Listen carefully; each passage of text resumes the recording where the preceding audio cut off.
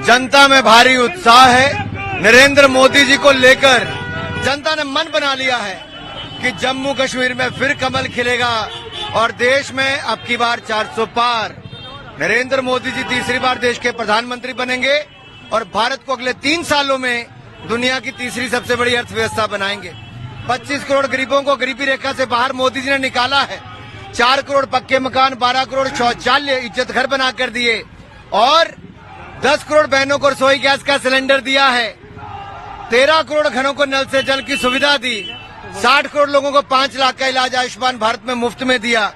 तो वहीं पर 80 करोड़ लोगों को मुफ्त में अनाज भी दिया। ये दिखाता है मोदी सरकार गरीब की है और गरीब कल्याणकारी योजनाएं चलाती है। मैं इतना ही कहूंगा, जनता ने मन बना लिया है, उत्साह है भारी बाजार में, क्योंकि जम्मू कश्मीर में शांति दिखी है और शांति से खुशहाली आई है। रोजगार स्वरोजगार के अवसर उत्पन्न हुए हैं और ये अपने आप में दिखाता है कि जनता अब पथराव नहीं चाहती, विकास चाहती है। जनता अब अलगाववाद नहीं चाहती, आतंकवाद नहीं चाहती, राष्ट्रवाद चाहती है। जनता अलोकतांत्रिक ताकतों के साथ नहीं जुड़ना चाहती, लोकतंत्र का हिस्सा बनना चाहती है। जनता अब जम्मू कश्मीर को सही मायने में स्वर्ग बनाना चाहती है। तो किस तरह देखते हैं जो चेंज आया जम्मू कश्मीर में? भारतीय जनता पार्टी के 2 MP पहले भी थे और जो सरकार अभी यहाँ 370 का जो एब्रोगेशन हुआ उसके बाद किस तरह चेंज आया है सर? देखिए, अब तो जनता की जुबान पर है कि अनुच्छेद 370-35 से हटने के बाद पथराव भी रुका तो निवेश भी आया, इंडस्ट्री भी आई और टूरिस्ट भी आया। टूरिस्ट आया तो कारपेट भी बिके, अखरोट भी बिके, ड्राई फ्रूट भी बिके, शॉल भी बिकी और वॉलनट फर्नीचर से लेके बहुत सारे कपड़ों से लेके बाकी चीजें भी बिकी। ये दिखाता है कि एक बार फिर जनता को विश्वास पैदा हुआ कि मोदी के साथ विकास आता है, मोदी के साथ शांति आती है, मोदी के साथ भाईचारा बढ़ता है, मोदी के साथ मान सम्मान बढ़ता है और मोदी के साथ खुशहाली आती है। तो जनता मोदी को परिवार, मोदी का परिवार ऐसे मानती है। अभी एक बयान भी है अमित शाह जी का, जो यहाँ arm force special power act है उसको एब्रोगेट भी किया जा सकता है उससे। देखिए, अफवाह कौन लाया? अफवाह कांग्रेस लाई। अफवाह कांग्रेस इसलिए लाई क्योंकि कांग्रेस ने यहाँ पर आतंकवाद को बढ़ावा दिया था। ये 3 परिवारों की राजनीति ने जम्मू कश्मीर का बहुत नुकसान किया। 3 परिवारों के कारण अलगाववाद, नक्सलवाद यहाँ पे फैला रहा। 3 परिवारों के कारण यहाँ पर ये पथराव की घटनाएं हुई और जम्मू कश्मीर स्वर्ग की बजाय नरक जैसे हालात यहाँ पर खड़े कर दिए गए। आज मैं कहना चाहता हूँ, अफवाह इसलिए था कि हमारे फौजियों को मुकदमे नहीं लड़ने पड़े, मिलिटेंट से लड़े। आज जब मिलिटेंसी को ही खत्म किया गया है, आतंकवाद को खत्म किया गया, तो मुकदमे लड़ने की जरूरत नहीं पड़ेगी। इसलिए अफवाह को हटाया जा सकता है। उस और अमित शाह जी ने इशारा किया है। तो अब इसी पे लेके जो जैसे गिलानी की जो ग्रैंड डॉटर है और जो शबीर शाह की बेटी है, उनका बयान आया, उन्होंने कहा कि हम भारत के साथ हैं, क्या कहेंगे?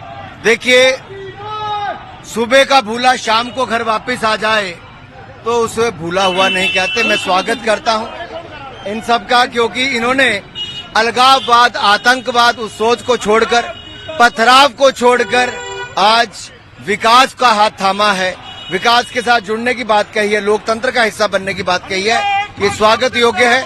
मैं इसका स्वागत करता हूं, उनको कहता हूं लोकतंत्र का हिस्सा बने और कश्मीर के विकास के लिए अपना योगदान दें। ये 3 वही परिवार हैं जिन्होंने जम्मू कश्मीर को लूटकर खोखला कर दिया। महबूबा जी से मैं पूछना चाहता हूं, आपके और आपके परिवार ने जम्मू कश्मीर को केवल जख्म दिए हैं, भ्रष्टाचार दिया है, पथराव दिया है, अलगाववाद दिया है। अब मोदी सरकार में यहाँ पर मान सम्मान के साथ, सुरक्षा के साथ अब लोकतंत्र को और मजबूत करने के अवसर दिए जा रहे हैं। चुने हुए प्रतिनिधि डीडीसी में आए, पंचायती राज में आए और अब आने वाले समय में विधानसभा में भी चुनकर आएंगे और लोकसभा में भी हम कमल का फूल कश्मीर में भी खिलाएंगे।